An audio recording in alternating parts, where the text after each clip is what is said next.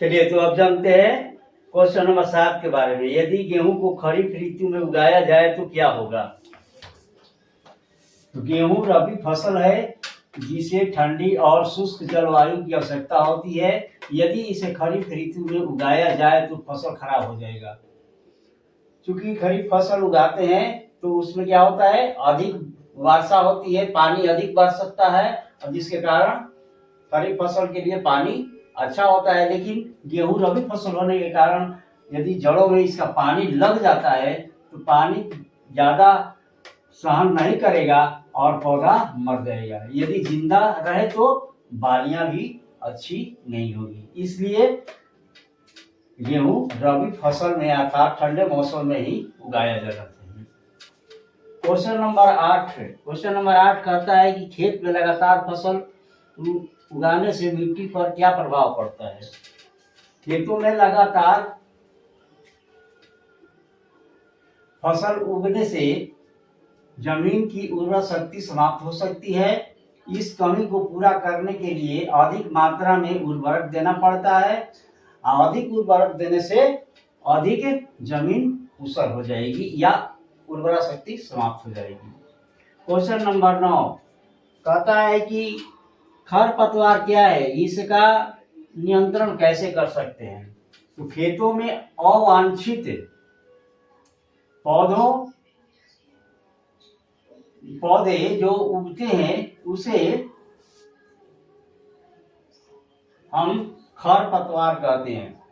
यानी जो फसल हम बोए हैं और उसके अलावा कोई दूसरा फसल उसमें आकर के उग गया है, जैसे घास हुआ, मोथा हुआ, ये दूब हुआ, इस तरह के कुछ भी यदि पौधे लग गए हैं तो उसको हम लोग खरपतवार के नाम से जानते हैं। और इसका नियंत्रण जमीन को कुड़ाई करना पड़ता है, और कुड़ाई करने के साथ साथ खरपतवार नाशी रसायन भी डाला जाता है जिसको दवा कहते हैं। दवा डालने से ये स्वयं नष्ट हो जाते हैं, जल जाते हैं। ये रसायन का नाम है 2F4D। इसका छिड़काव करने से खरपतवार मर जाता है। और क्वेश्चन नंबर 9 में है, आपको गन्ना की खेती कर रहा है, गन्ना की खेती में कौन कौन से जो पद्धतियां हैं, तो कौन पहले होता है उसको एक जगह करना होता है। उसको आप क्वेश्चन देख लीजिएगा किताब से, क्वेश्चन देख करके, और इसको मैंने सही कर दिया है।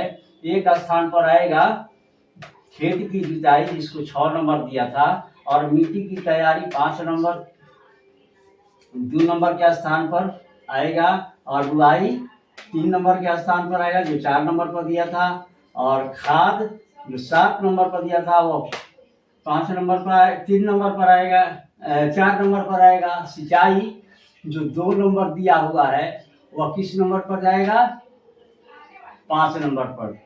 और कटाई किस नंबर पर जाएगा,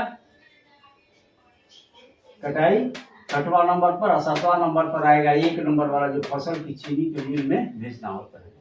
और ये नीचे से ऊपर, ऊपर से नीचे करने वाला जो प्रश्न है आपका है क्वेश्चन नंबर 11, ऊपर से नीचे की ओर और बाएं से ऊपर की ओर। तो सिंचाई का एक पारंपरिक तरीका ऊपर से नीचे, तो ऊपर से नीचे नंबर 1 क्या कर रहा है, र पहले से लिखा हुआ था, और उसी तरह से इसमें जाते हैं 1 नंबर में, तो शीत ऋतु की उगाई जाने वाली फसल क्या हो जाता है, उसको क्या कहते हैं, रबी।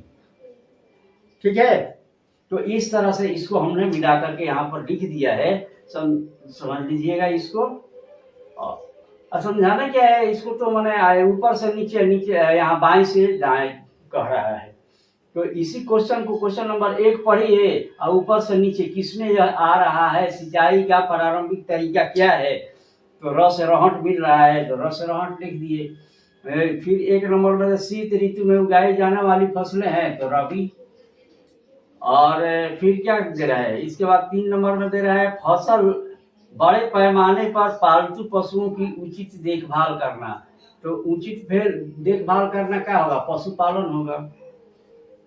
और क्या है, इसके बाद फसल जिन्हें वर्षा ऋतु में बोया जाता है, वर्षा ऋतु में क्या बोलते हैं, खरीफ बोते हैं, ऊपर से नीचे।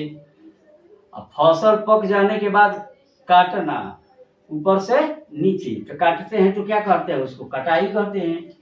अब आइए इसमें, एक ही किस्म के पौधे जो बड़े पैमाने पर उगाए जाते हैं उसको क्या कहते हैं?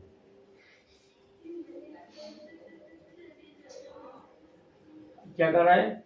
एक ही किस्म के पौधे जो बड़े पैमाने पर उगाए उसको फसल कहते हैं।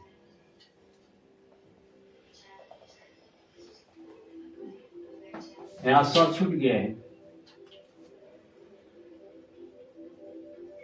फसल हो गया। इसके बाद आपका रासायनिक पदार्थ जो पौधों को पोषक प्रदान करता है उर्वरक कहलाता है, और खरपतवार हटाने की प्रक्रिया जिसको निराई कहा जाता है। इस तरह से आपका आज का प्रश्नोत्तर समाप्त होता है पाठ 1 का। ठीक है, आप इसका शॉर्ट स्क्रीन भी ले सकते हैं, ले लीजिए और लेकर